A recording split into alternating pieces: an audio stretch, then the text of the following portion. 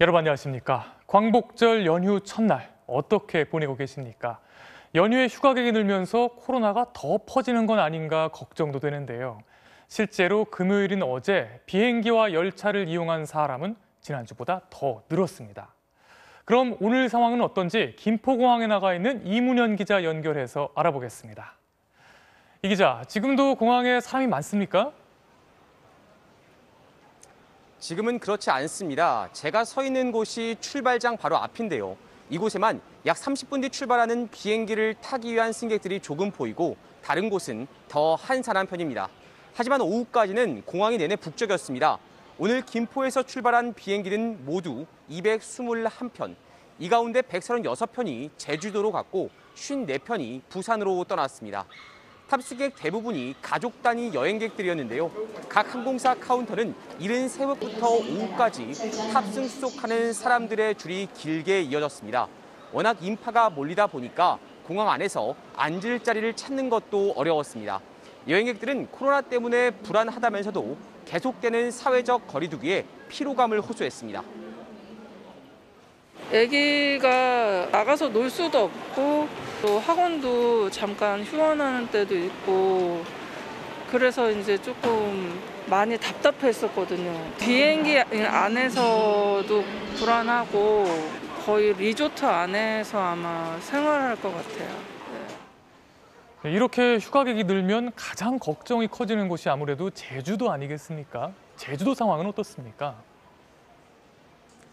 네, 연휴를 하루 앞둔 어제부터 제주로 휴가를 떠나는 사람들이 급격히 늘어났습니다. 어제 하루 동안 김포에서 제주행 비행기를 탄 사람은 모두 2만 4천 명이 넘었습니다. 바로 전주 금요일보다 3천 명이나 더 많은 숫자입니다. 제주도의 오늘 코로나19 신규 확진자는 55명으로 일일 최다 기록을 경신한 상태인데요. 이번 연휴 동안 예상되는 제주 방문객은 16만 6천 명이 넘을 것으로 보여 방역 당국의 비상이 걸린 상태입니다. 또 공항뿐만 아니라 기차와 자동차를 이용해 휴가를 떠나는 사람들도 크게 늘어났습니다. 어제 서울역의 승하차 인원은 6만 8천 명으로 일주일 전보다 8천 명가량 증가했습니다. 또 오늘 수도권을 빠져나간 차량은 저녁 7시 기준 38만 대에 달했는데요. 이 때문에 오늘 정오쯤에는 서울에서 강릉까지 가는데 5시간 가까이 걸렸고 대전까지는 3시간이 넘게 소요되기도 했습니다. 지금까지 김포국제공항에서 MBC 뉴스 이문현입니다. 새 확진자 수는 오늘까지 나흘 연속 2,000명대 안팎을 이어갔습니다. 토요일 기준으로는 또다시 역대 최다 기록입니다. 특히 걱정되는 건 비수도권의 비중이 갈수록 커지고 있다는 건데요. 전국적인 확산을 여기서 막을 수 있을지 이번 연휴가 중대 고비가 될 것으로 보입니다. 김성현 기자의 보도입니다.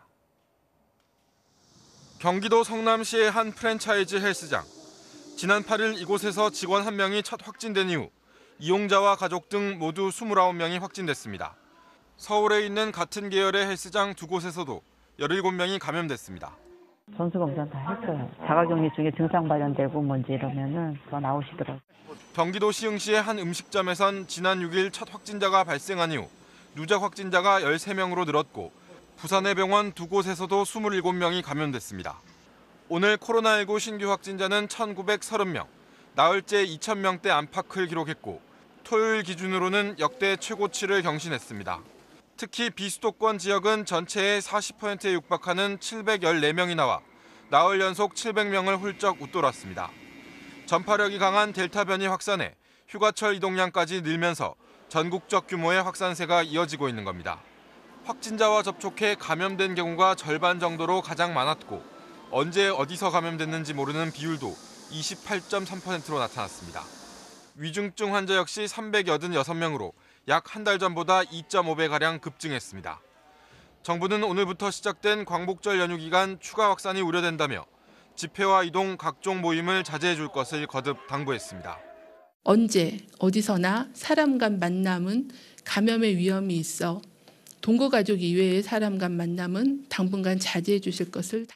이런 가운데 충북 청주의 한 위탁의료기관에선 접종자 10명이 정량의 5배가 넘는 화이자 백신을 맞고 병원으로 이송됐습니다. 이들 중 일부가 발열과 두통 등 경미한 증상을 보였지만 대부분은 아직까지 별다른 증상이 없는 것으로 알려졌습니다. 방역당국은 5, 6명분의 백신 한 병을 한 명에게 주사한 해당 의료기관의 실수가 명백한 만큼 접종 위탁 계약을 곧바로 취소했다고 밝혔습니다. MBC 뉴스 김상현입니다. 이런 와중에도 전광훈 목사를 비롯한 보수단체는 오늘 광복절 도심 행사를 강행했습니다. 참가자들은 행사를 막는 경찰들과 곳곳에서 충돌을 빚었는데요. 마스크를 쓰지 않거나 거리 두기를 지키지 않는 등 방역 지침을 무시하는 모습도 곳곳에서 눈에 띄었습니다. 정상빈 기자의 보도입니다. 오늘 오전 서울 종로구 탑골공원 인근 태극기와 미국 성조기를 든 사람들이 모여 격앙된 목소리로 경찰에 항의합니다. 국민혁명당의 이른바 걷기운동에 참여하려는 집회 참가자들입니다. 서울 광화문과 동대문 등 도심으로 진입하려다 이를 막으려는 경찰들과 곳곳에서 실랑이와 충돌이 일어납니다. 공무원들도 다 끊어지 말고 지하철도 다 끊고 싹 다 끊어. 집회 참가자 중 한 명은 제지하는 경찰을 폭행해 체포되기도 했습니다. 감염병 확산 우려로 광복절 연휴 경찰은 모든 집회와 시위를 금지했지만 보수단체는 집회를 강행했습니다. 국민혁명당은 이번 행사가 국민들의 자발적인 걷기 운동일 뿐이라고 주장했지만 걸음을 걸을 수 있는 모든 국민들, 숨을 쉬는 모든 국민들 함께 참여하여 대한민국을 살려냅시다. 경찰은 1인 시위를 빙자한 변형 집회라고 판단했습니다. 전국에서 모이신 많은 분들 이제 그만 귀가하여 주시고 경찰의 방역 예방 활동에 협조하여 주시기 바랍니다. 경찰이 광화문 인근에 차벽을 세우고 임시 검문소까지 설치해 집회 참석자들의 집결을 막아 대규모 집회로 번지진 않았습니다. 민주노총 등 진보 성향의 시민단체 회원 1000여 명도 오늘 오후 서대문역과 종로, 미 대사관 등 도심에서 현장 1인 시위를 벌였습니다. 광복절 당일인 내일과 모레까지 보수단체의 집회가 예고돼 있어 도심 내 혼잡이 예상됩니다. MBC 뉴스 정상빈입니다. 이번에 소개할 소식 정말 분노하지 않을 수 없는 소식입니다. 해군 부사관 성폭력 피해 사망 사건 속보인데요.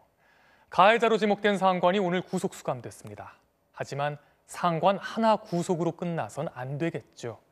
피해자에 대한 업무 배제와 따돌림, 회유, 은폐 의혹까지 하나도 남김없이 진실이 밝혀져야 할 것입니다. 손영 기자의 보도입니다.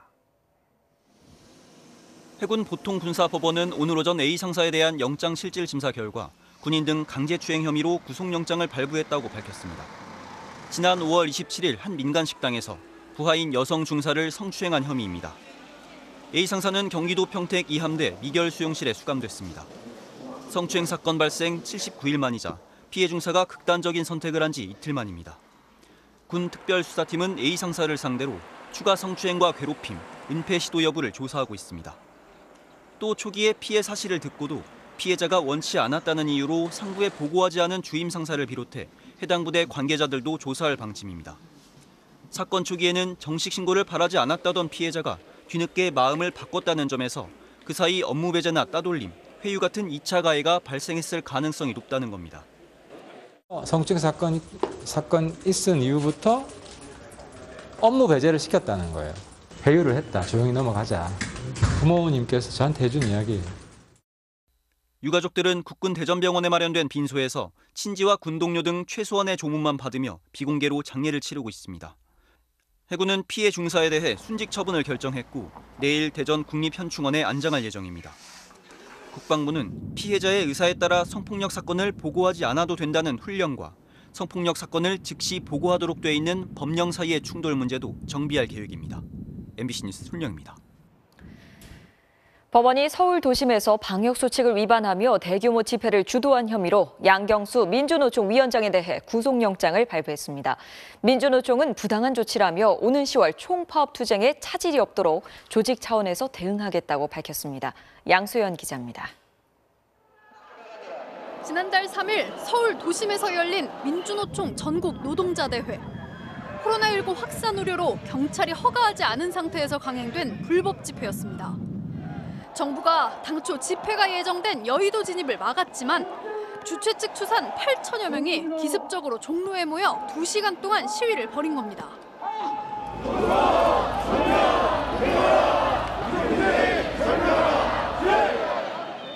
이에 따라 경찰은 민주노총 양경수 위원장을 집회시위법과 감염병 예방법 위반 혐의로 입건해 조사한 뒤 구속영장을 신청했고 어제 법원이 양 위원장에 대한 영장을 내줬습니다. 양 위원장은 지난 11일 구속영장 실질심사에 출석을 거부했고 법원은 서면 심리로 구속 여부를 결정했습니다. 영장이 발부됨에 따라 경찰은 양 위원장 소재 파악에 나서며 영장 집행을 위한 절차에 착수했습니다. 민주노총은 양 위원장 구속은 부당하다며 10월 총파업 투쟁에 차질이 없도록 조직 차원에서 대응하겠다는 입장입니다. 총파업 투쟁을 성사시키기 하는 것이 더 지금은 시급하고 중요하다. 강제 구인이나 이런 부분에 대해서 응하지 않는 것으로 조직적 결의를 모아놓은 상태이고 민주노총 위원장의 구속영장이 발부된 건 앞서 권영길, 단병호, 이석행, 한상균, 김명환 전 위원장에 이어 이번이 6번째입니다. MBC 뉴스 양소연입니다. 충남 아산에서 편의점 직원을 흉기로 위협하고 성추행한 뒤 현금 10만 원을 들고 달아난 남성이 경찰 추격 끝에 붙잡혔습니다. 택배 차량을 타고 달아났는데 이 차도 훔친 차였습니다. 사건 사고 소식 김수근 기자입니다. 지난 12일 오전 충남 아산의 한 도로. 경찰차들이 파란색 택배 차량을 뒤쫓기 시작합니다. 급하게 차로를 변경하고 경찰 차량과 부딪히면서도 이 택배 차량은 최고 시속 160km로 내달립니다. 경기도 평택에서 충남 아산까지 46km, 1시간 정도 이어진 추격전은 경찰 차량이 차량 앞뒤를 막고 나서야 끝났습니다. 경찰에 붙잡힌 운전자 25살 A씨는 경기도 평택의 한 편의점에서 종업원을 흉기로 위협한 뒤 성추행하고 금품을 빼앗아 달아나던 중이었습니다. 도주 과정에서 사용된 택배 차량도 용인에서 훔친 것으로 파악된 A씨는 경기도 화성과 평택에서 여성 2명을 추행한 혐의도 받고 있습니다. 돈을 목적으로 편의점 강도를 한 거고요. 차량 내에서 피의자 것이 아닌 물건들이 조금 나온 게 있어서 그런 쪽 지금 여죄 수사도 진행하고 있습니다. 승용차와 화물차 사이에 오토바이 한 대가 부서진 채 끼어 있습니다. 오늘 오후 1시 40분쯤 서울 종로 5가역 사거리에서 승용차가 좌회전하던 택시와 오토바이를 잇따라 들이받는 사고가 발생했습니다. 갑자기 쿵 소리가 나서 나와보니까 이제 구급차랑 이제 경찰차랑 다 많이 와 있었습니다. 이 사고로 오토바이 운전자와 택시에 타고 있던 승객이 병원으로 옮겨져 치료를 받고 있습니다. 경찰은 승용차가 신호를 무시하고 직진하다 사고가 난 것으로 보고 정확한 경위를 조사하고 있습니다. 승용차 앞부분이 형체를 알아볼 수 없을 정도로 부서졌습니다. 오늘 새벽 1시쯤 충남 당진의 한 도로에서 승용차가 덤프트럭과 충돌해 승용차 운전자 42살 김모 씨가 숨졌습니다. 경찰은 김 씨가 역주행을 하다 사고를 낸 것으로 보고 있습니다. MBC 뉴스 김수근입니다. 라면과 계란, 생선까지 가격이 줄줄이 오르면서 장을 볼 때마다 선뜻 고르기가 망설여지는데요. 다음 주부터는 우유 가격도 인상될 것으로 보입니다. 밥상 물가가 빠르게 오르면서 물가가 전반적으로 오를 수 있다는 우려도 나옵니다. 이남호 기자입니다. 빵과 과자, 커피와 치즈 등 우유가 들어가는 먹거리값 인상이 초읽기에 들어갔습니다. 낙농진흥회가 이달부터 원유 가격을 리터당 947원으로 21원 올리기로 했기 때문입니다. 정부는 원유값 상승이 유제품 전반의 가격을 밀어 올릴 수 있다고 보고 인상을 미뤄달라 요청했지만 낙농업계는 더 이상 버티기 어렵다는 입장입니다. 코로나 여파로 이제 그냥 낙농가도 희생을 하자 그래서 이제 이렇게 안 올린 거거든요. 세계 옥수수값 그리고 대두밥값 그런 게 다 올라가서 사료값이 올라갔어요. 문제는 우유만이 아닙니다. 계란은 벌써 반년째 30알들이 한 판에 7,000원을 넘나들고 있습니다. 대표적 서민식품 라면도 마찬가지. 오뚜기는 이미 가격을 11.6% 올렸고 농심은 모레부터, 삼양은 다음 달부터 7% 가까운 인상 방침을 밝혔습니다. 기상 악화로 출하 일수가 줄면서 수산물 값도 계속 오르고 있습니다. 오징어는 평년 대비 40% 가까이 올랐고 고등어도 20% 넘게 뛰었습니다. 지난 2분기 식품 물가는 전년 대비 7.3%나 올랐습니다. OECD 평균의 4.5배에 달하는 수준으로 38개 회원국 가운데 세 번째로 높습니다. 정부는 코로나로 침체된 경기를 부양하기 위해 시중에 돈을 많이 풀어놓은 상황에서 밥상 물가 상승이 경제 전반으로 번질까 우려하고 있습니다. 그렇게 최근에 밥상 물가 오르는 건 아마 그게 일시적 요인이다 이런 얘기도 좀 있는데 향후에 이제 우리 경제가 계속 회복이 되면서 인플레이션 압력이 발생할 수 있다. 2억 원 기재부 1차관은 어제 가능한 모든 수단을 동원해 추석 전에 밥상 물가를 잡겠다고 밝혔습니다. 그러나 공급을 획기적으로 늘릴 수 있는 방안이 마땅치 않아 얼마나 효과를 낼 수 있을지 미지수입니다. MBC 뉴스 이남호입니다. 모더나 백신 도입에 차질이 생긴 것과 관련해 우리 정부 대표단이 미국 모더나 본사를 찾아 항의했습니다. 모더나 측은 공급에 최선을 다하겠다는 입장을 밝혔다고 하는데요. 보스턴 현지에 김수진 특파원이 연결돼 있습니다. 김수진 특파원. 네, 미국 보스턴 모더나 본사 앞에 나와 있습니다. 네, 가장 궁금한 건 모더나 백신이 언제쯤 들어올 수 있는 건가요? 시점을 말하기는 현재로서는 어려워 보입니다. 정부 대표단은 모더나 측에 일정이 늦어지는 것에 대해 엄중히 항의했고 유감을 표했습니다. 모더나 측은 사과 의사를 표시했다고 하는데요. 사과도 사과지만 우리 입장에서는 그래서 약속한 백신이 언제 공급되는 건지 그게 중요하죠. 이 부분은 오늘 결론을 내리지 못했습니다. 추가로 협의가 필요하다고 했는데요. 모더나 방문 직후 강도태 보건복지부 차관의 설명 들어보시죠. 일정에 대해서 최대한 빨리 당겨달라는 얘기를 했고 구체적으로 좀 더 협의하거나 정리가 되는 대로 귀국 후에 정리해서 말씀을 드리도록 하겠습니다. 네, 또 삼성 바이오로직스가 위탁 생산하는 백신을 국내에 우선 공급하는 게 가능한지 논의를 했는지에 대해서도 대표단은 추가적으로 정리할 부분이 있다면서 신중한 입장을 보였습니다. 네, 그럼 현재 상황으로는 당장 모더나 백신 수급에 차질을 피할 수가 없을 것 같은데요. 백신 확보 상황이 앞으로는 나아질 수 있을까요? 네, 무엇보다 델타 변이가 확산되면서 코로나19 유행 양상이 바뀌고 있죠. 백신 수요가 더 늘고 있습니다. 미국의 상황을 보면요. 지난 일주일 하루 평균 확진자가 12만 명이 넘어서 반년 만에 최고치를 기록했습니다. 특히 백신을 맞지 않은 사람들 사이에서 번지고 있는데요. 지난 대유행 때 노인 환자가 많았던 것과는 달리 이번에는 백신을 맞지 않은 젊은 층 환자가 늘었고 어린이 환자도 늘었습니다. 때문에 미국 보건당국은 백신 접종률 높이기에 열을 올리고 있습니다. 돌파 감염이 있다 해도 백신을 맞아야 더 안전하다는 건데요. 면역 취약층 700만 명에게는 세 번째 백신 접종도 승인을 했죠. 미국뿐 아니라 다른 나라들도 상황이 비슷합니다. 우리로서는 백신 물량 확보가 더 어려워질 수도 있습니다. 지금까지 보스턴에서 MBC 뉴스 김수진입니다. 하늘에서 본 러시아 시베리아 지역입니다. 거대한 산불로 한반도의 7배에 가까운 엄청난 면적이 이렇게 연기로 뒤덮였습니다. 지금까지 불에 탄 면적이 우리나라 전체 크기에 맞먹는다고 하는데요. 이상 고온 현상이 몰고 온 대재앙의 현장을 임소정 기자가 보도합니다. 러시아 시베리아 지역의 야쿠츠크. 도시 전체가 희뿌연 연기에 휩싸였습니다. 숨을 쉬기가 어려울 정도입니다. постоянно кашель, болят глаза, болит голова. 지난 6월 말부터 시베리아 지역 곳곳에서 계속되고 있는 산불 때문입니다. 시베리아에서 솟구친 연기는 3,000km 이상 떨어진 북극 지역까지 퍼졌습니다. 러시아 산림청에 따르면 지금까지 200건 이상의 산불이 발생해 대한민국 면적 약 91%에 해당하는 지역이 불에 탔습니다. 당국이 아직 손도 못 대고 방치한 곳도 66곳이나 됩니다. 시베리아 당국은 11개 지역의 임시공휴일을 발표하고 외출 자제를 당부했습니다. 공항도 도로도 폐쇄했습니다.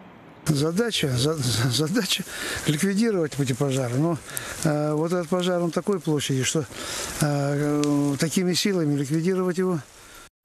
시베리아의 산불은 해를 거듭할수록 거세지고 있습니다. 이상 고온이 원인으로 지목됩니다. 지난달 지구 표면 온도는 기상 관측이 이뤄진 142년 중에 가장 높았던 것으로 나타났습니다. 연평균 기온이 영하 8.8도가량으로 세계에서 가장 추운 야쿠츠크의 지난달 최고 기온도 39도까지 치솟았습니다. 기후학자들은 산불로 배출되는 탄소가 기후변화를 더 악화시키는 악순환을 우려하고 있습니다. 지난달 전 세계에서 발생한 화재로 관측 이래 가장 많은 3억 4천만 톤의 탄소가 배출됐는데 이 중 절반이 북미와 시베리아에서 나온 것으로 집계됐습니다. MBC 뉴스 임소정입니다.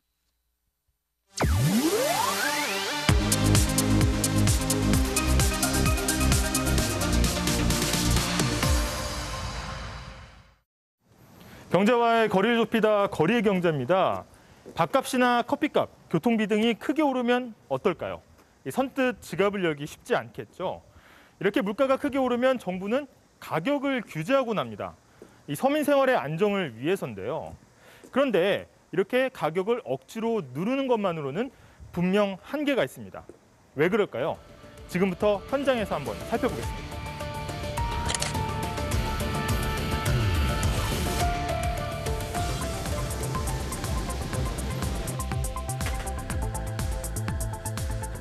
가격도 저렴하고 맛있어요. 가격도 1,300원이다 보니 조금 기다리는 거 정도는 괜찮은 것 같아요.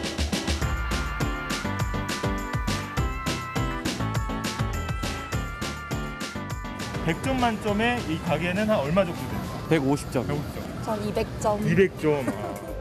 이렇게 가격이 낮아서 사려는 사람들이 넘치는 상황을 경제학에서는 초과 수요라고 합니다. 한 해 동안 올리고 싶은 유혹이 엄청 많았을 것 같은데. 못 올리죠.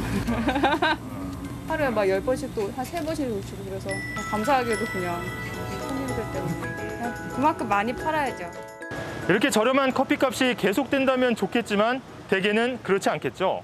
이렇게 초과 수요가 쌓이고 쌓이다 물건값이 오르게 되면 정부는 서둘러서 물가 안정 대책을 내놓습니다. 그런데 이런 여러 가지 대책 가운데 가장 손쉬운 방법은 무엇이었을까요? 1970년대로 왔습니다. 이 고도성장기 물가가 급등하면서 이 생활 물가를 잡으려는 정부의 가격 통제가 시작됐죠. 생필품 값이나 공공요금을 아예 묶어버린 겁니다.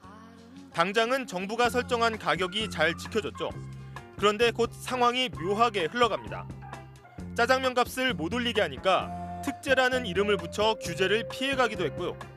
가격 규제를 받지 않는 유니짜장, 삼선짜장이 유행하기도 했습니다. 어른 요금은 지침대로 10% 이내에서 묶었습니다. 그 대신에 학생 요금을 많게는 20% 이상 대폭 인상했습니다. 너무 많이 올렸다고. 그래서 버스 타고 타기 싫고 택시 타고 다닌다고. 돈이 쌤쌤이라고 해갖고.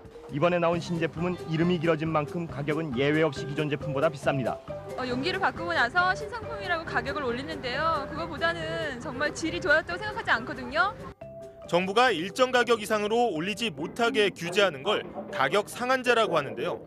주로 갑자기 가격이 급등하거나 소비자를 보호할 필요성이 큰 상황에서 제한적으로 시행합니다. 정부가 직접 물가를 관리하겠다던 생활 필수품 52개가 정해졌습니다.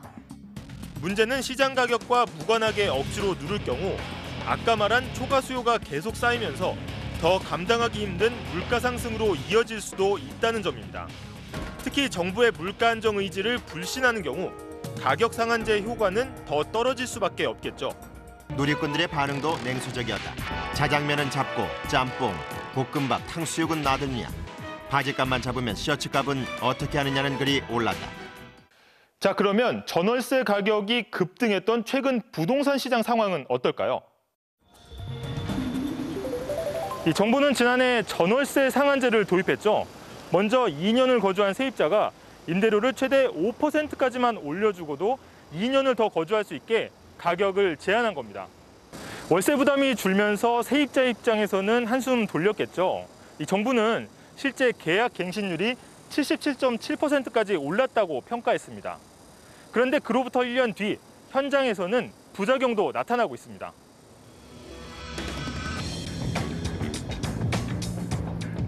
(2년) 뒤에 5%밖에 못 올리니까 미리 올리는 거죠. 입주 당시 34평 전세가 7억 전후였어요. 근데 지금 전세가 보통 11억, 4억을 더 받을 수 있는데 3,500 올려받고 그냥 세입자를 놔둔다?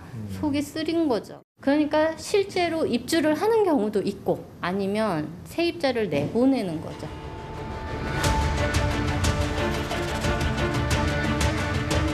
빌라의 경우 아예 안 받던 요금을 챙겨받는 곳까지 생겨나고 있습니다. 정책이 바뀌면서 보증금을 내리고 월세를 받겠다. 주차비를 또 받는다고 하시더라고요. 없었던 거잖아요. 예, 없었죠. 청소비를 올리고 주차비 올리고 내 맘인데 이건 이제 거기에 대한 법은 없잖아요. 다 합치면 100만 원이나 월세를 내는데.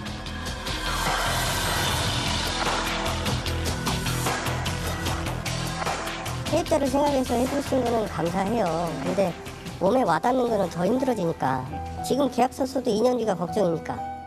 우리나라만의 이야기도 아닙니다.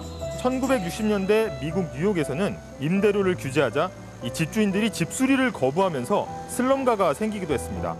과거 뉴욕 집주인들이 품질 저하로 대응했다면 지금은 규제 회피로 대응하고 있는 셈입니다. 코로나 초기 공적 마스크처럼 가격 규제가 꼭 필요한 경우도 있습니다. 하지만 시장에 초과 수요가 존재하는 한 이걸 언제까지 누를 순 없습니다. 결국은 가격 상한제라고 하는 게 단기적으로는 정말 일시적으로 어느 정도 효과를 거둘 수도 있겠지만 시장 상황을 파악하는 게 가장 중요하고 만약에 이제 그럼에도 불구하고 가격 상한제 같은 요법을, 그러니까 그런 대중요법을 썼다라고 했다면 시간을 벌었을 때 그러면 어떻게 이 구조적인 원인을 해결할 것인가라고 하는 명확한 플랜이 사전에 있었어야죠. 결국 가격 통제라는 최후의 처방을 낼 때는 가격 폭등 과정에서 정책 실패나 시장 왜곡은 없었는지, 그리고 넘쳐나는 초과 수요를 어떻게 해소할지에 대한 면밀한 대책이 필요합니다. 그렇지 않으면 장기적으로 공급이 줄어 오히려 가격은 더 올라갈 수 있기 때문입니다. 거리의 경제였습니다. 더불어민주당 이재명, 이낙연 예비후보가 다음 주 수요일인 김대중 전 대통령의 기일을 앞두고 나란히 호남 표심 잡기에 주력했습니다. 국민의힘은 이준석 대표와 윤석열 전 총장의 갈등이 계속되는 상황에서 후보들의 주도권 다툼이 본격화되고 있습니다. 최경재 기자입니다. 고 김대중 전 대통령 생가를 처음으로 방문한 이재명 경기지사. 방명록에는 김 전 대통령의 표현을 인용해 서생적 문제의식과 상인의 현실 감각으로 새로운 대한민국을 이루겠다고 적었습니다. 자신이 대선 주자 반열에 오른 건 김 전 대통령 덕분이라는 말도 했습니다. 지방자치제도를 도입한 것 때문에 이 나라의 민주주의의 새 지평이 열렸고 저도 성남시장, 경기도지사를 거쳐서 오늘 이 자리에 왔습니다. 반면 국도 1호선이 시작되는 목포에서 김대중 정신을 강조했던 이낙연 전 대표. 평화 철학을 다시 흔들림 없이 추진해야 합니다. 국가 균형 발전과 통사화합을 동시에 우리가 달성해야 한다고 저는 여러분께 호소드립니다. 오늘은 광주 철거 건물 붕괴 참사 유족들과 만나 제도 개선과 재발 방지를 약속했습니다. 이 전 대표 측은 황교익 경기관광공사 사장 내정을 두고 형수 욕설을 이해한다는 발언에 대한 보은이라며 연일 공세를 폈습니다. 즉답을 피한 이 지사 측은 경기도 재난지원금을 매표 정치 같은 표현으로 비난하는 건 자기 발등 찍기라고 역공했습니다. 국민의힘 유승민 전 의원은 윤석열 전 검찰총장과 최재형 전 감사원장을 싸잡아 견제하며 주도권 선점에 나섰습니다. 대통령을 지금 갑자기 몇 달 만에 하기에는 그거는 리스크가 너무 큰 분들이다. 홍준표 의원도 줄 세우기로 대세를 장악하려는 시대착오적인 분들이 있다며 토론이 시작되면 판세가 바뀔 거라고 말했습니다. 입당 한 달을 맞아 지지자들과 만난 최재형 전 원장은 최근 상승세가 꺾였다는 지적에 이렇게 말했습니다. 저에게 많은 기대를 했던 국민 여러분들에게는 좀 미흡한 부분도 당연히 있었을 거고요. 국민들께서 정말 바라는 것이 무엇인지에 대해서 좀 더 귀 기울이고. 하태경 의원은 이준석 대표와 윤 전 총장의 갈등에 대해 대선을 포기한 거냐며 양측을 모두 비판했습니다. MBC 뉴스 최경재입니다. 내일이 76주년을 맞는 광복절이지만 아직도 알려지지 않은 무명의 독립운동가들이 많은데요. 1900년대 초반 하와이에 이주한 1세대 이민자들은 사탕수수 농장에서 중노동을 통해 어렵게 모은 돈을 독립자금으로 보내왔습니다. 안타깝게도 이분들의 묘비나 무덤은 방치되거나 사라지고 있습니다. 부정석 기자가 취재했습니다. 미국 하와이 빅 아일랜드의 한 공동묘지.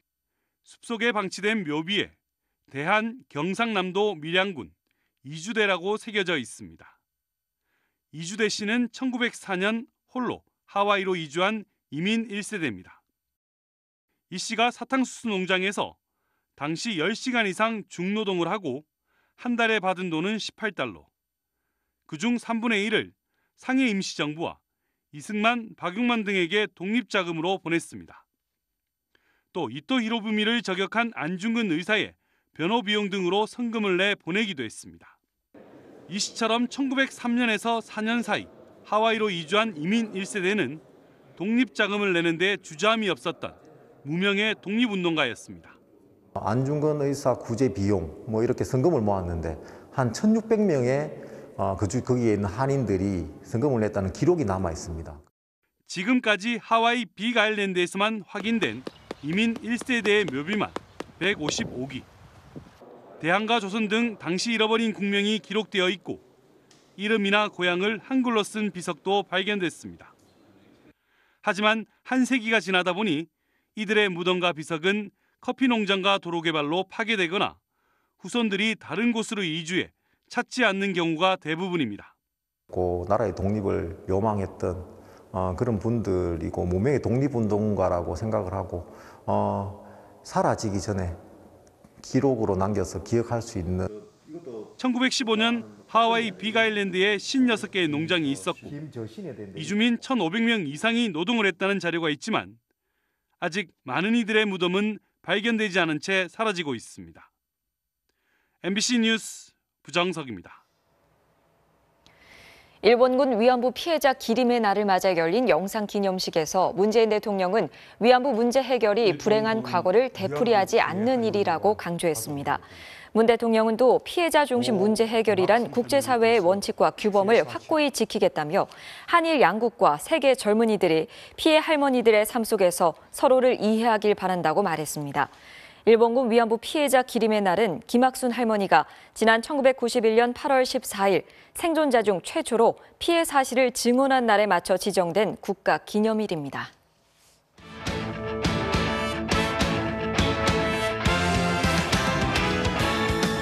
풀밤 스포츠 뉴스입니다. 축구대표팀 중앙수비수 김민재 선수가 터키 명문 페네르바체로 이적했습니다. 영입에 적극적이었던 페네르바체는 정성스레 준비한 한국말로 김민재 선수를 뜨겁게 반겼습니다. 김태훈 기자의 보도입니다. 이적 문제 때문에 도쿄올림픽도 출전하지 못했던 김민재는 터키 페네르바체와 4년 계약을 맺으면서 유럽 무대 진출의 꿈을 이뤘습니다.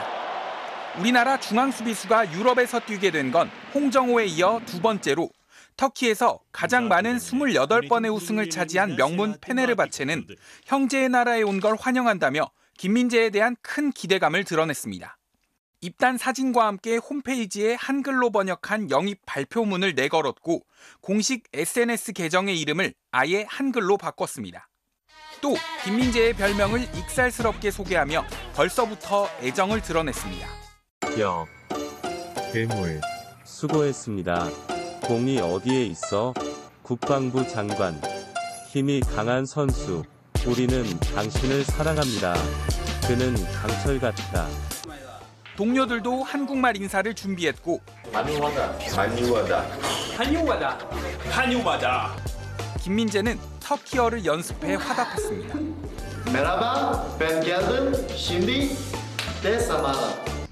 그리고 긴 말 대신 좋은 모습을 보여드리겠다는 결연한 각오를 밝혔습니다. 과거 같은 구단의 여자 배구팀에서 활약했던 김연경도 SNS에 응원의 메시지를 남긴 가운데 김민재는 이르면 다음 주쯤 페네르바체 데뷔전을 치를 예정입니다. MBC 뉴스 김태훈입니다. 토트넘의 손흥민 선수가 이번 시즌 프로필 사진을 촬영했는데요. 특유의 유쾌한 에너지로 촬영장을 휘저으면서 동료들을 미소 짓게 만들었습니다. 토트넘 선수들이 새 유니폼을 입고 공식 프로필 사진을 찍었는데요. 분위기 메이커 손흥민 선수, 동료들과 농담을 주고받고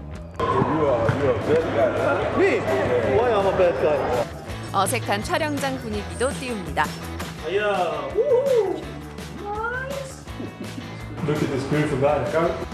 토트넘 구단도 손흥민의 유쾌함을 아는지 계속 따라다니는 것 같은데요. 프로다운 실력으로 촬영을 마친 손흥민, 포즈를 취하는 시소코를 휴대전화로 찍으며 놀리기 시작합니다. 은돈벨레는 손흥민의 셀카 세레머니를 따라해보기도 하네요. 특유의 친화력을 앞세워 팀의 중심으로 거듭나고 있는 손흥민. 모레 맨시티와의 홈 개막전이 더 기대됩니다. 프로야구 SSG 추신수 선수의 시즌 14호 솔로 홈런입니다. 기아 신인 이일희 선수를 상대로 후반기 첫 홈런포를 쏘아 올렸네요. 토요일 밤 스포츠 뉴스였습니다.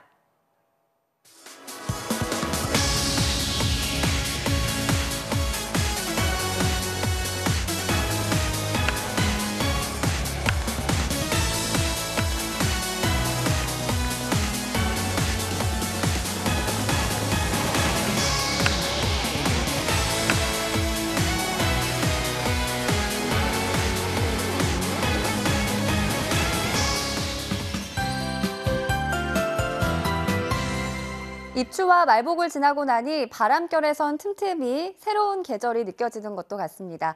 시청자께서 제보해 주신 오늘 오후 영종도의 모습인데요.